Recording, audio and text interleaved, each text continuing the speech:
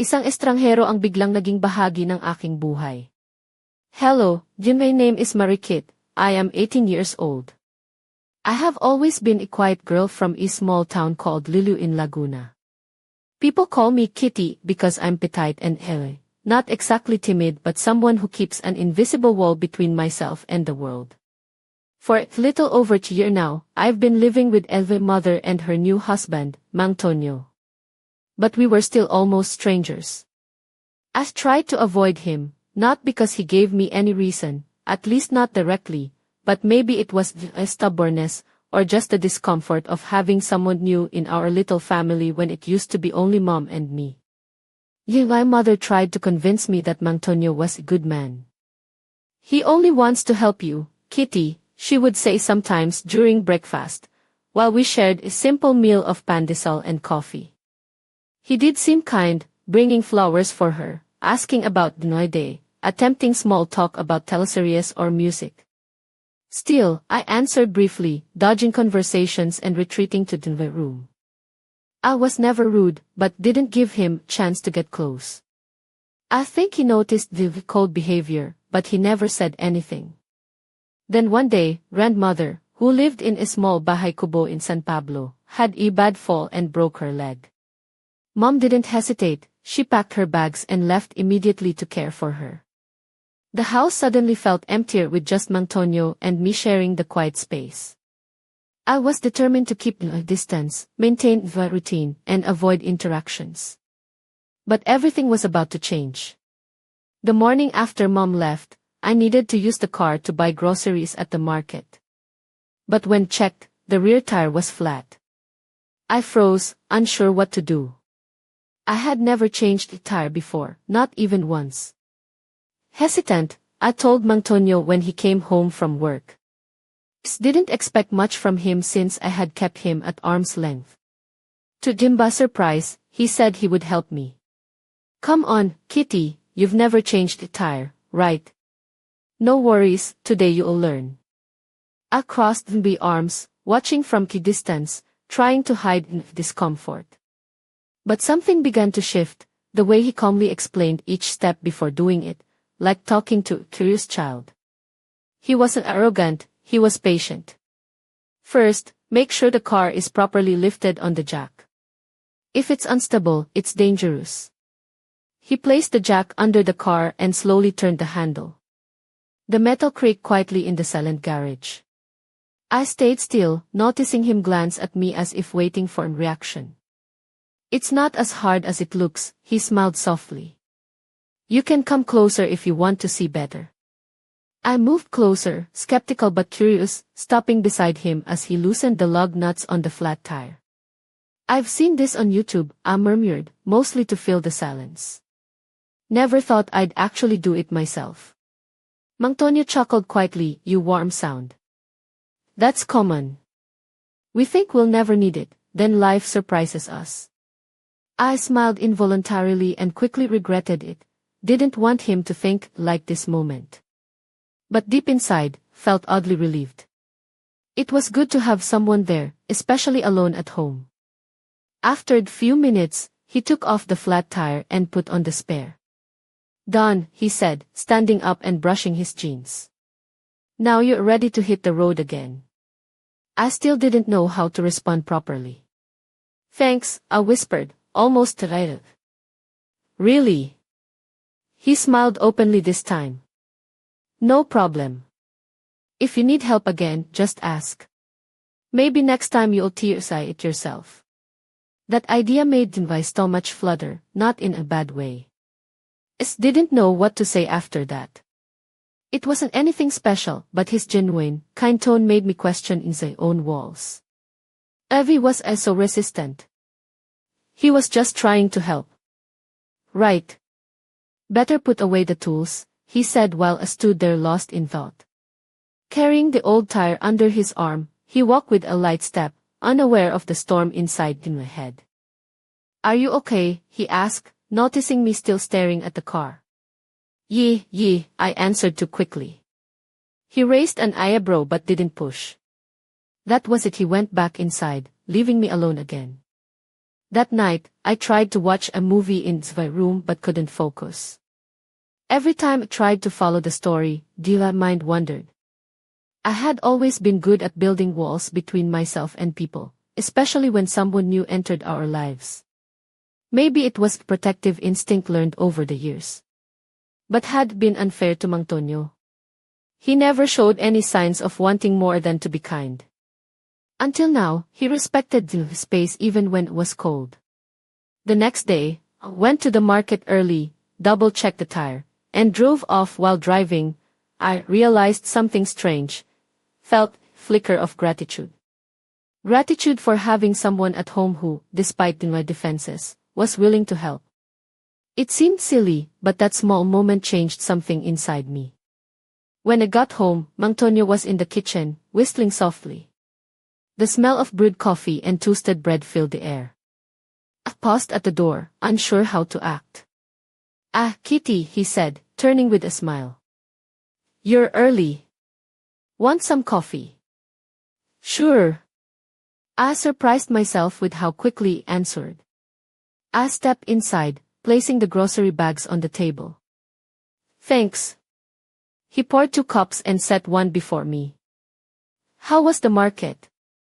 "Fine," I said, taking a sip. We sat in silence for a while, but this time it wasn't uncomfortable, it felt almost comforting. I could hear the clock ticking and the clinking of spoons against cups. I glanced at him as he chewed a piece of pandesal. He seemed relaxed, unbothered by my presence. "Listen," he started, breaking his thoughts. "I know you don't like talking much, and that's okay. But I want you to know, understand. It's hard to accept someone new in the family when you're used to just the two of you." I froze, surprised he brought it up so directly and kindly. "I'm sorry," I murmured, feeling his cheeks warm. "Didn't mean to be rude." He shook his head. "You weren't rude, just reserved. And that's okay. Everyone deals with things differently. But I want you to know I'm here. If you ever need to talk or need help with anything at all." It was as if he saw through my armor and understood me without judgment. I swallowed hard, searching for the right words. "I'll try." That was all I could say. He smiled again, his eyes sincere. "That's a start." After the conversation, something shifted between us. Not suddenly, but slowly, like thawing a frozen part of myself. The days that followed were subtly different. I was still reserved, but noticed small things about Mang Tonyo had ignored before. He always left an extra cup of coffee for me in the morning, even if he didn't know if I would drink it when came home from school. He'd ask about day and actually seemed interested. He even started telling silly jokes at dinner, some so bad they made me laugh involuntarily. "Terrible," I said one night after he told a funny story from work. "Hey, don't complain," he teased, mock offended. "You laughed." I rolled him the eyes but couldn't help smiling. Strangely, these little moments made me feel less alone. The house, once empty without Mom, now had a warm energy. It wasn't the same as having her around, of course, but it wasn't bad. That's when I realized maybe there was room for Mang Tonyo in our family after all. Nangyari ang lahat ng hindi ko inaasahan sa isang simpleng umaga sa bayan namin, ang Liliw, Laguna. Ako si Marikit, 18 anyos, at kilala ng karamihan bilang Tikitni, dahil sa aking maliit at payat na pangangatawan. Mula pagkabata, lagi akong naging tahimik at may sariling mundo, hindi naman takot sa tao, pero mas gusto kong manatili sa aking sariling espasyo. Ang bahay namin ay laging payapa, kami lang ni Inay hanggang sa dumating si Mang Tonyo, ang bagong asawa ni Inay, na halos 1 taon na naming kasama, ngunit tila estranghero pa rin sa akin. Sa araw na iyon, hindi ko inaasahan na ang isang simpleng bagay tulad ng pagpunta sa palengke ay magiging simula ng pagbabago sa aming relasyon ni Mang Tonyo. Nagising ako ng maaga, nag-ayos ng mga gamit, at pinaghandaan ang paglabas gamit ang aming lumang kotse. Ngunit nang tingnan ko ang likurang gulong, ito ay walang hangin, patag na patag. Hindi ko alam kung ano ang gagawin. Hindi ko kailanman naisip na kailangan kong matutong magpalit ng gulong, lalo na't hindi naman ako madalas gumamit ng sasakyan. Hindi ko naisipang hilingin ang tulong ni Mang Tonyo, dahil sa tagal ng panahon ay tila may invisible wall akong itinayo sa pagitan namin. Ngunit nang makauwi siya galing sa trabaho, napilitan akong sabihin sa kanya ang nangyari. Hindi ko inaasahan na magiging ganito siya kasing maasikaso. Halika, Kitty, tutulungan kita. Matututo ka rin ngayon, sabi niya na may ngiti sa labi. Kahit na ako'y may halong kaba at pag-aalinlangan, pumayag akong sundan siya sa garahe. Maingat niyang ipinaliwanag ang bawat hakbang ng pagpapalit ng gulong, mula sa pagsigurong maayos ang jack, hanggang sa pagtanggal ng mga tornilyo. Hindi siya nagpapakita ng pagkairita o pagmamataas, bagkus ay napakapasensyoso niya, tila ba tinuturuan niya ang isang batang nag-aaral ng bagong bagay. Habang nakatingin ako, ramdam ko ang kakaibang kapanatagan, isang bagay na matagal ko nang nawala dahil sa aking pagiging sarado. Hindi ganun kahirap, di ba? Sabi niya habang dinadali ang bagong gulong sa tamang posisyon.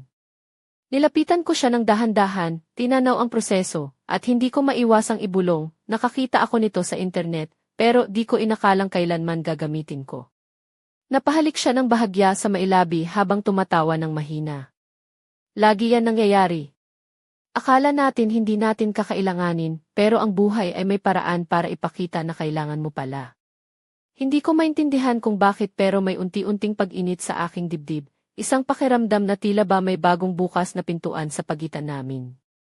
Nang matapos ang pagpapalit, sinabing, okay na, handa ka nang magmaneho ulit. At doon, sa simpleng tulong na iyon, nagkaroon ako ng munting pasasalamat. Salamat, ang mahina kong tugon, na siya namang tinanggap niya ng may bukas ng ngiti. Pagkatapos ay bumalik siya sa loob ng bahay, iniwan akong nag-iisa sa garahe. Ngunit sa gabing iyon, habang sinusubukan kong manood ng pelikula sa aking kwarto, paulit-ulit na bumabalik sa aking isipan ang mga nangyari. Napagtanto ko na matagal ko na rin pala siyang hinahamak sa aking puso, at marahil ay hindi niya naman iyon sinasadya. Hindi niya ako pinilit na maging malapit sa kanya, iginalang niya ang espasyong ibinigay ko kahit na malamig ang pagtanggap ko. Kinabukasan, umaga pa lang ay nagmadali akong pumunta sa palengke gamit ang kotse. Bukod sa nakakabagabag na pangyayari, nadama ko ang kakaibang saya sa puso ko. Isang pasasalamat dahil may isang tao sa bahay na handang tumulong kahit na ako'y nagtatanggol sa sarili ko. Nang bumalik ako, nakita ko siyang abala sa kusina, nag-aayos ng kape at tinapay. Ang bango ng kape ay pumuno sa bahay, at sa unang pagkakataon, naisip kong marahil ay hindi na ako nag-iisa dito. Kitty, maaga ka naman. Gusto mo ba ng kape? Tanong niya na may ngiti. Salamat, sagot ko ng walang pag-aalinlangan. At doon nagsimula ang mga munting pagbabago na hahantong sa mas malaking kwento ng pagtanggap, pagkakaunawaan, at muling pagbuo ng pamilya. Pero hindi pa iyon ang lahat, marami pang lihim at bagay na magbabago sa amin sa mga susunod na araw. Sino nga ba talaga si Mang Tonyo sa likod ng kanyang mga ngiti? At paano ko haharapin ang mga damdamin na unti-unti nang sumisiklab sa aking puso? Sa mga sumunod na araw, unti-unti kong napansin ang mga pagbabago sa aming bahay sa Liliw, Laguna. Ako si Marikit, 18 anyos, at kahit palagi akong tahimik at may sariling mundo, unti-unti kong naramdaman na parang may bagong hangin sa paligid namin ng aking bagong ama, si Mang Tonyo. Hindi na siya ang estrangherong nililihim ko, kundi isang tao na tila ba unti-unting pumapasok sa aking buhay nang hindi ko inaasahan. Hindi pa man bumabalik si inay mula sa San Pablo, kung saan inaalagaan niya ang lola ko, si Mang Tonyo ang naging kasama ko sa bahay. Sa umpisa, sinusubukan kong panatilihin ang distansya, hindi ko alam kung bakit, baka dahil sa takot o kaya'y simpleng gawi ko na lang iyon. Pero tila hindi siya sumusuko. Araw-araw, nag-iiwan siya ng isang tasa ng kape sa kusina, kahit hindi niya alam kung iinom ba ako. Kapag pabalik na ako mula sa eskwela, lagi siyang nagtatanong kung kumusta ang araw ko. Sa una, sinasagot ko lang ng maikli, pero ramdam ko ang taos-pusong interes niya. Isang gabi, habang nag-uusap kami habang kumakain ng hapunan, napansin ko na sinusubukan niyang magbiro. Ang mga biro niya ay simple at madalas pang pangit, ngunit hindi ko maiwasang matawa. Napakasama ng jokes mo, sabi ko habang umiiling, pero nakakatawa talaga. Tumawa siya ng malakas, tila ba natuwa sa aking pag-amin. Sa gabing iyon, kahit papaano, nawala ng bahagya ang bigat ng katahimikan sa aming bahay. Hindi ko inaasahan na ang simpleng pagtanggap sa kanya ay magdudulot ng gayong saya. Ang bahay na dati malamig at tahimik ay unti-unting napuno ng mga maliit na kwento at tawa. Hindi ko man ito sinasadya, pero unti-unti kong naramdaman na may puwang na siya sa aking puso.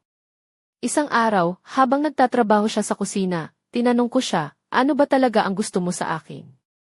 Bakit mo ako tinutulungan kahit ganito ako sayo? Napangiti siya at sumagot, hindi ko naman hinihingi ang anuman mula sayo, Kitty. Gusto ko lang maging bahagi ng buhay niyo, para kay inay at para rin sayo. Alam kong mahirap tanggapin ang bago, pero nandito lang ako, handang tumulong. Hindi ko alam kung bakit, pero ang mga salitang iyon ay tumago sa puso ko.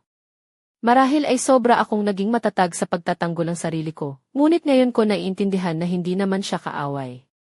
Siya ay isang tao na nagmamalasakit, na nag-aalok ng pagkalinga kahit papaano. Sa mga araw na iyon, nagsimula akong magbukas ng konti sa kanya, hindi pa ganap, ngunit sapat para maramdaman namin na may koneksyon na unti-unting nabubuo. Napagtanto ko na hindi ko kailangang harangan ang lahat ng tao sa paligid ko. Minsan, ang pagtanggap ay hindi nangangahulugang pagsuko, kundi pagpapakita ng lakas at tapang sa pagharap sa pagbabago. Ngunit habang lumalalim ang aming ugnayan, may mga tanong na lumitaw sa aking isipan. Ano nga ba talaga ang mga plano ni Mang Tonyo para sa amin? At ano ang magiging epekto nito sa buhay namin bilang pamilya?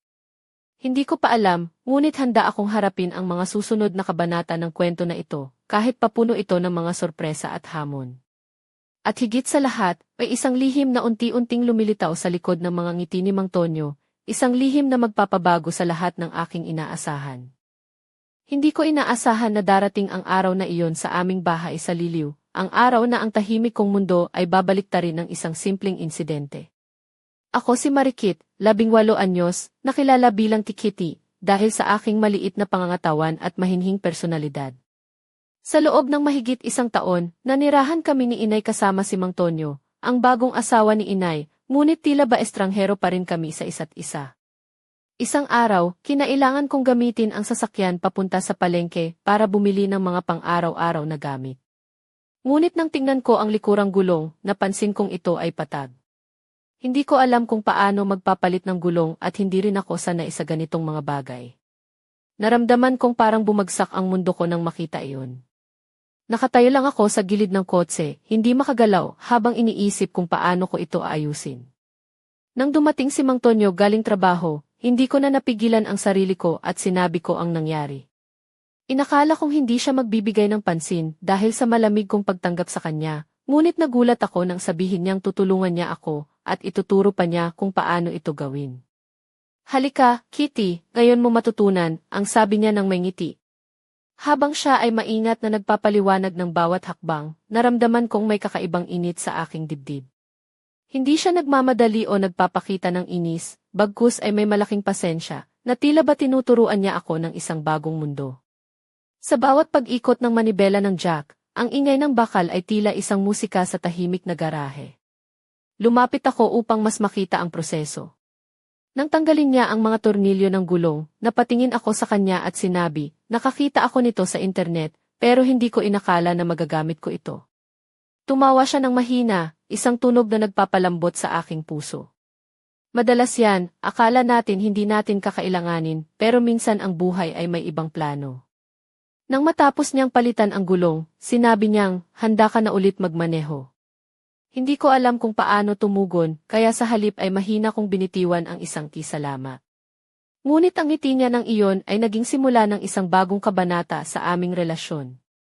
Pagkatapos ay bumalik siya sa loob ng bahay, iniwan akong nag-iisa sa garahe, ngunit sa gabing iyon, hindi ko mapigilang mag-isip tungkol sa nangyari.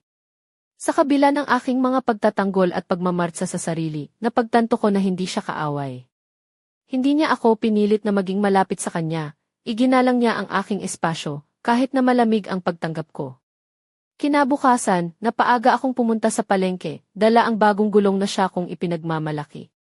Habang nagmamaneho, hindi ko maiwasang maramdaman ang kakaibang damdamin, isang halo ng pasasalamat at pagkilala sa taong tumulong sa akin nang hindi ko inaasahan. Pagdating ko sa bahay, nakita ko siyang abala sa kusina, naghahanda ng almusal. Ang bango ng kape at tinapay ay pumuno sa hangin, at sa unang pagkakataon, naramdaman kong ang bahay ay hindi na ganoon kalungkot.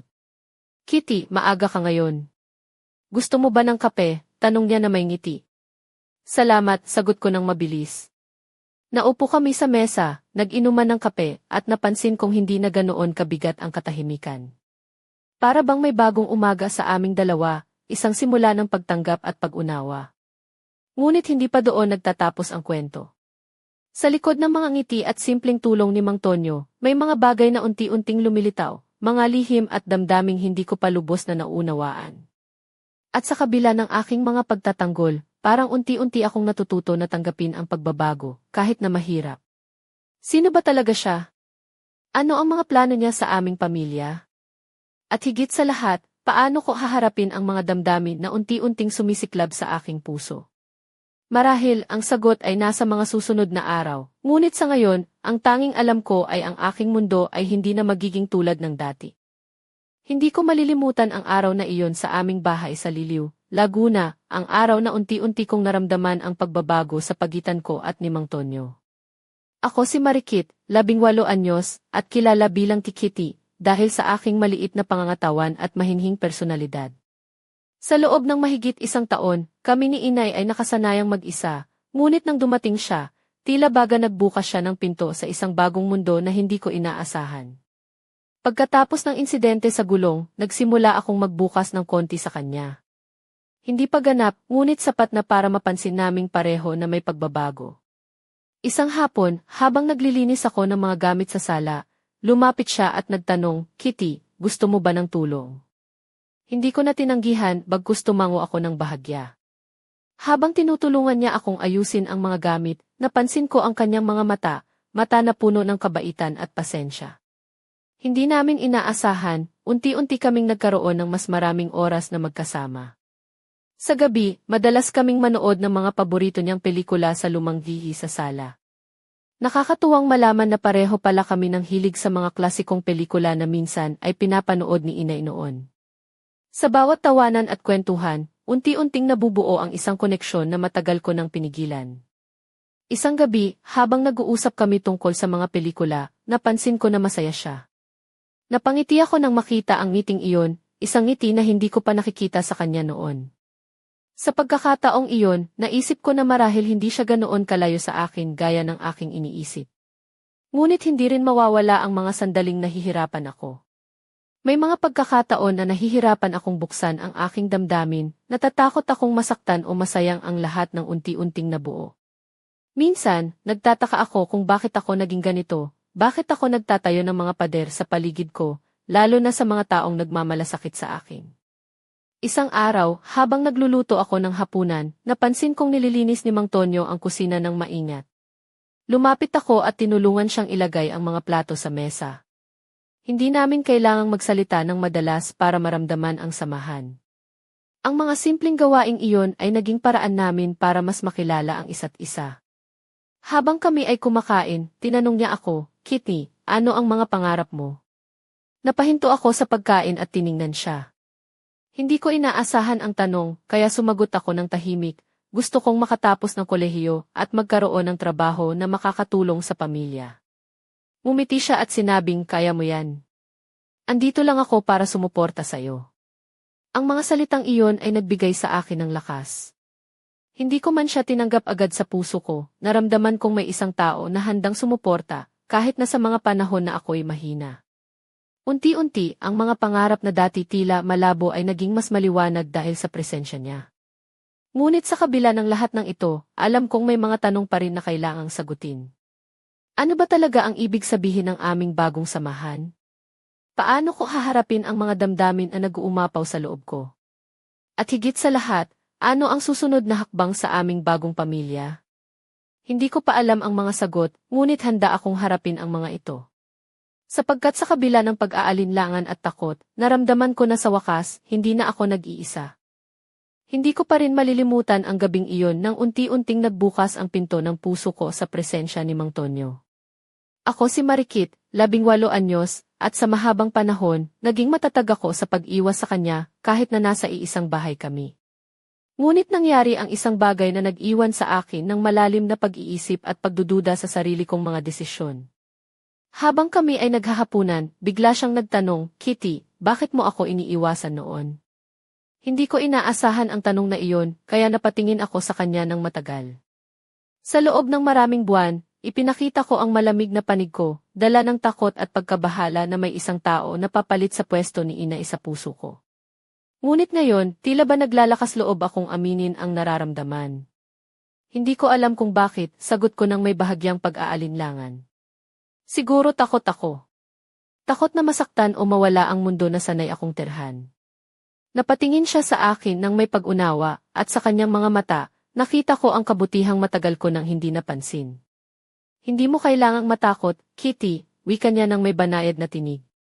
Hindi ako papalit kay Inay. Isa lang akong taong gustong maging bahagi ng buhay niyo. Nandito ako para tumulong, hindi para sirain ang mundo mo. Sa mga salitang iyon, napaiyak ako ng tahimik. Hindi ko inakala na may isang tao na magkakaroon ng ganitong pasensya at pag-unawa sa akin. Parang unti-unting natutunaw ang mga pader na matagal ko nang itinayo, at sa bawat luha, naramdaman kong may bagong pag-asa. Pero kasabay ng pag-amin na iyon ay ang mga tanong na patuloy na bumabalot sa aking isipan. Paano ba kung mali ang pagbukas ko? Paano kung masasaktan ako? At paano kung hindi talaga siya ang taong inaakala kong siya? Hindi ko pa rin alam ang sagot sa mga iyon, ngunit naramdaman ko na hindi ko na kayang mag-isa. May isang tao na handang samahan ako sa paglalakbay na ito, kahit na puno ito ng mga hindi tiyak at pangamba. Habang nag-uusap kami sa kusina, naisip ko na marahil ang tunay na lakas ay hindi ang pagtatayo ng pader sa paligid ko, kundi ang tapang na harapin ang mga ito at tanggapin ang pagbabago. At sa kabila ng lahat, nandyan siya, isang ilaw sa dilim na hindi ko inaasahang maramdaman. Ngayon, habang tinatanaw ko ang mga susunod na araw, may halong kaba at pag-asa ang aking puso. Hindi ko pa alam kung ano ang mangyayari, ngunit handa akong harapin ang lahat, sapagkat sa wakas, naramdaman kong may taong tunay na nagmamalasakit sa akin. Ngunit ang kwento ay hindi pa nagtatapos dito. May mga lihim na unti-unting lumalabas, mga tanong na kailangang sagutin, at mga desisyon na kailangang gawin. At sa likod ng lahat ng ito, nararamdaman ko na ang aking buhay ay papasok sa isang bagong yugto, isang yugto na puno ng mga pagsubok at pag-ibig na hindi ko pa lubos na naunawaan. Isang gabi, nang halos tapos na ang aming pag-uusap sa kusina, dumating ang isang hindi inaasahang pangyayari na tuluyang nagpabago sa lahat. Ako si Marikit, 18 anyos, at sa mahabang panahon ay naging maingat ako sa pagbibigay ng tiwala. Ngunit sa sandaling iyon, ang mundo ko ay parang naiba ang takbo. Habang nagbubukas kami ng mga puso, bigla siyang tumigil at tumingin sa akin ng may seryosong ekspresyon. Kitty, may kailangan akong sabihin sa'yo, mahina niyang sambit. Napatingin ako sa kanya, nagtataka at may bahid ng kaba sa dibdib. Hindi ko inaasahan na may itatago siya sa akin, lalo na ngayong unti-unti ko na siyang tinatanggap. Alam mo ba na hindi ako palaging ganoon, tanong niya, tila ba naghahanap ng lakas. May nakaraan ako, mga bagay na hindi ko gustong malaman ng iba, lalo na ng pamilya. Napabuntong hininga siya at nagpatuloy, hindi lang ako basta si Mang Tonyo na kilala niyo ngayon. May mga bagay ako na kailangang itago para maprotektahan ang lahat. Hindi ko alam kung paano tumugon. Ang mga salita niya ay nagdulot ng halo-halong damdamin, pagkagulat, takot at pagkasabik. Ano kaya ang mga lihim na ito? Bakit ngayon niya lang ito sasabihin? At paano ito makakaapekto sa amin? Habang nagkukwento siya, unti-unti kong naunawaan na may mga bahagi siya ng buhay na matagal na niyang itinago, mga sugat na hindi pa ganap na naghihilom. Ngunit higit sa lahat, ramdam ko ang kanyang pagnanais na maging tapat sa akin, kahit na nangangahulugan ito ng paglalantad ng sarili. Pinili kong huwag sabihin ito noon dahil ayokong masaktan ka o si Inay, sabi niya ng maihalong lungkot. Pero ngayon gusto kong maging bukas sa'yo. Gusto kitang makilala ng tunay at gusto kong maging bahagi ng buhay niyo nang walang pagkukunwari. Hindi ko mawari ang nararamdaman ko. Ang taong dati kong iniiwasan ay ngayon nagpapakita ng isang bagong mukha, isang taong mailalim at kahinaan, isang taong handang magbukas ng puso. Ngunit sa kabila ng kanyang pagkukwento, may isang bagay na nanatiling lihim, isang bahagi ng kanyang nakaraan na hindi niya pa kayang ibahagi. At sa mga sandaling iyon, naisip ko na ang aming kwento ay hindi lang tungkol sa pagtanggap, kundi pati na rin sa pagtuklas ng mga sikreto na magpapabago sa aming buhay. Ano kaya ang mga lihim na ito? At paano ko haharapin ang mga pagbabagong dala nito? Hindi ko pa alam, ngunit isang bagay ang sigurado, ang gabi na iyon ang simula ng isang bagong kabanata, isang kabanata na puno ng misteryo at mga pagsubok na kailangang pagdaanan. Habang nakaupo kami sa kusina, tahimik ngunit puno ng damdamin, alam ko na hindi na kami babalik sa dati. Ang lahat ay nagbago at ang susunod na hakbang ay nasa aming mga kamay. Hindi ko inaasahan na sa gabing iyon, matapos ang mga salita ni Mang Tonyo, ay unti-unti niyang ibabahagi ang mga lihim na matagal na niyang tinatago. Ako si Marikit, 18 anyos, at ngayon ay naroon ako, nakaupo sa kusina ng aming bahay sa Liliw, Laguna, habang nakikinig sa mga kwento na hindi ko akalaing maririnig ko mula sa taong dating estranghero sa akin. Kitty, panimula niya ng may bigat sa tinig, may mga panahong ginugol ko sa ibang lugar, sa ibang buhay na hindi mo alam. Napatingin ako sa kanya, hindi makapaniwala sa mga salitang lumalabas sa kanyang bibig. Hindi lahat ng tao ay ganoon ang buhay, at may mga bagay akong kailangang itago, hindi dahil gusto kong magtago, kundi dahil kailangan ko para sa kaligtasan namin. Habang patuloy siyang nagkukwento, unti-unti kong naunawaan na may mga pagsubok siya na hinarap na hindi niya kailanman nabanggit, mga desisyon na nagdala sa kanya sa aming buhay. Hindi ko gustong makasakit, lalo na kayo ni Inay, sabi niya ng maihalong pagsisisi. Ngunit kailangan kong maging tapat sa'yo, dahil ikaw ang pinakamalapit na tao sa akin ngayon. Hindi ko alam kung paano ko haharapin ang bigat ng kanyang sinasabi. Ang mga kwento niya ay puno ng mga panganib, lihim, at mga taong nais siyang pigilan sa pagbaba ng bagong landas. Ngunit sa kabila nito, ramdam ko ang kanyang pagnanais na magbago at magsimula muli. Kitty, hindi ako perpekto at maraming pagkukulang, sabi niya. Ngunit nandito ako ngayon, handang pagtiisan ang lahat para sa pamilya namin. Napaisip ako, at sa kabila ng lahat, nakita ko ang katotohanan sa kanyang mga mata, isang tao na naghahanap ng pag-asa at pagtanggap. Ngunit hindi pa doon nagtatapos ang gabing iyon. Habang siya'y nagkukwento, may mga tawag na dumating sa kanyang cellphone, mga tawag na tila nagdadala ng takot at pangamba. Tumigil siya sa pagkwento, nagbalikwas sa akin at nagtanong, paano kung may mga bagay na hindi natin kayang kontrolin? Paano kung ang mga nakaraan ko ay maghahatid ng panganib sa iyo at sa pamilya? Hindi ko matanggap na siya ay nag-aalala para sa akin. Sa halip, ako ang nakaramdam ng lakas na ipagtanggol siya. Hindi kita iiwan, Mang Tonyo, ang sabi ko ng may tapang. Ano man ang dumating, haharapin natin ito ng magkasama. Sa gabing iyon, napagtanto ko na ang aming relasyon ay hindi lamang tungkol sa pagtanggap, kundi pati na rin sa pagtitiwala sa isa't isa sa kabila ng mga pagsubok. Ngunit may mga lihim pa rin na kailangan naming tuklasin at mga panganib na kailangan naming harapin. Ang kwento namin ay hindi pa tapos. Ito pa lamang ang simula ng isang masalimuot na paglalakbay, isang paglalakbay na magtatakda sa aming kapalaran bilang pamilya. At sa kabila ng lahat, handa akong sumama sa laban, dala ang pag-asa at pagmamahal na unti-unting lumalago sa puso ko. Hindi ko maisip kung paano nagbago ang lahat sa loob lamang ng ilang linggo sa aming munting bahay sa Liliw, Laguna. Ako si Marikit, 18 anyos, at sa simula ay isang batang mahiyain at malayo sa aking bagong ama, si Mang Tonyo. Ngunit ngayon, ang mga pangyayari ay tila isang bagyong hindi ko inaasahan, isang bagyong kumakain sa aking puso at isipan. Ang mga lihim na inilantad niya ay nagdulot ng isang matinding tensyon sa aming buhay. Hindi ko alam kung sino ang mga taong nasa likod ng kanyang nakaraan, mga aninong nagbabanta sa amin, mga panganib na maaaring sumira sa aming bagong bukas na samahan. Ang bawat tawag sa kanyang telepono ay nagdudulot ng kaba, at ang bawat pag-alis niya ay nag-iiwan ng takot sa aking dibdib. Ngunit higit sa lahat, ang kanyang presensya ay naging isang apoy na naglalagablab sa aking damdamin. Ang mga tingin niya, ang mga ngiti na ngayon ay may halong pag-aalala, ang mga simpleng haplos ng kamay na dati ay hindi ko pinansin, lahat ng ito ay nagiging apoy na nagpapaliyab sa aking puso. Hindi ko na kayang itanggi ang damdamin na matagal ko nang itinago, ang pag-ibig na unti-unting sumusulpot sa gitna ng mga pagsubok. Sa kabila ng lahat, naramdaman ko ang isang kakaibang lakas sa loob ko. Ang mga pagsubok ay parang unos na sinusubok ang aking tibay, ngunit sa bawat pagdaan nito, ako ay lumalakas. Ang mga araw na puno ng pag-aalala ay napupuno ng pag-asa dahil alam kong hindi ako nag-iisa. Ngunit ang katotohanan ay, ang mga pangyayaring ito ay higit pa sa aking kakayahang kontrolin. Ang mga lihim, ang mga panganib, at ang mga damdaming unti-unting lumalago ay nagiging isang komplikadong pelikula na hindi ko alam kung paano matatapos. Ang aming kwento ay parang isang apoy na patuloy na naglalagablab, mas malakas, mas matindi at mas mapanganib. Ang bawat sandali ay puno ng tensyon, ngunit sa gitna nito ay ang pagnanasa na manatili at harapin ang lahat. Ngayon, habang pinagmamasdan ko siya na naglalakad palayo, dala ang bigat ng kanyang nakaraan, alam ko na ang aming laban ay hindi pa tapos. At sa kabila ng lahat, ang aking puso ay nananatiling naglalagablab, handang harapin ang anumang unos para sa taong unti-unti kong minahal.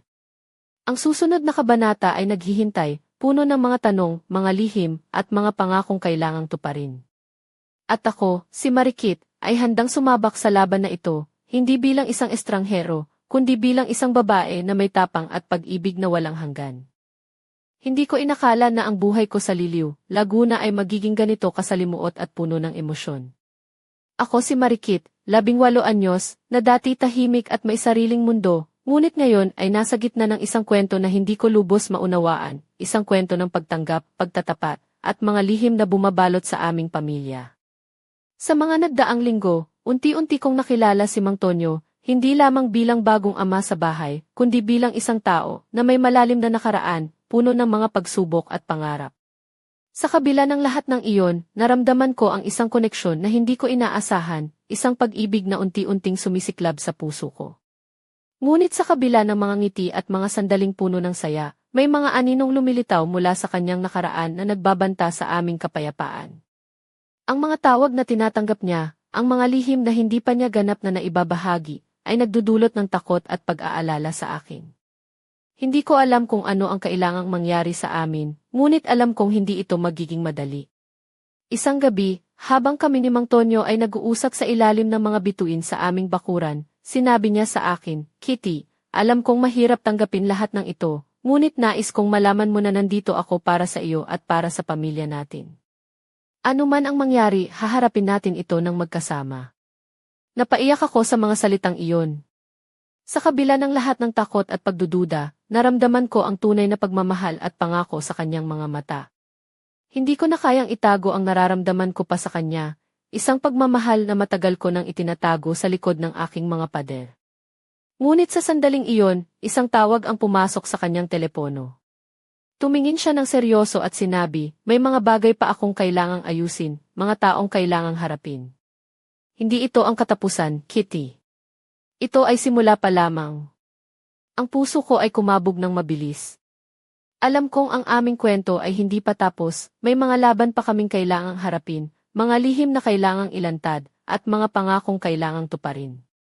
Ngunit sa kabila ng lahat ng iyon, handa akong sumabay sa kanya sa bawat hakbang ng paglalakbay na ito. At sa ilalim ng malamlam na liwanag ng buwan, habang hawak ko ang kanyang kamay, alam kong kahit ano paman ang dumating, hindi na ako nag-iisa. May isang tao na handang harapin ang lahat ng unos kasama ko, isang tao na naging higit pa sa isang estranghero, isang tao na naging pamilya. Ngunit ang huling tanong ay nananatili sa hangin, ano pa kaya ang mga lihim na itinatago ng nakaraan ni Mang Tonyo? At paano kami makakaligtas sa mga pagsubok na darating? Ang sagot ay nasa susunod na yugto ng aming kwento, isang kwento ng pag-ibig, pagtitiwala, at tapang na hindi pa natatapos.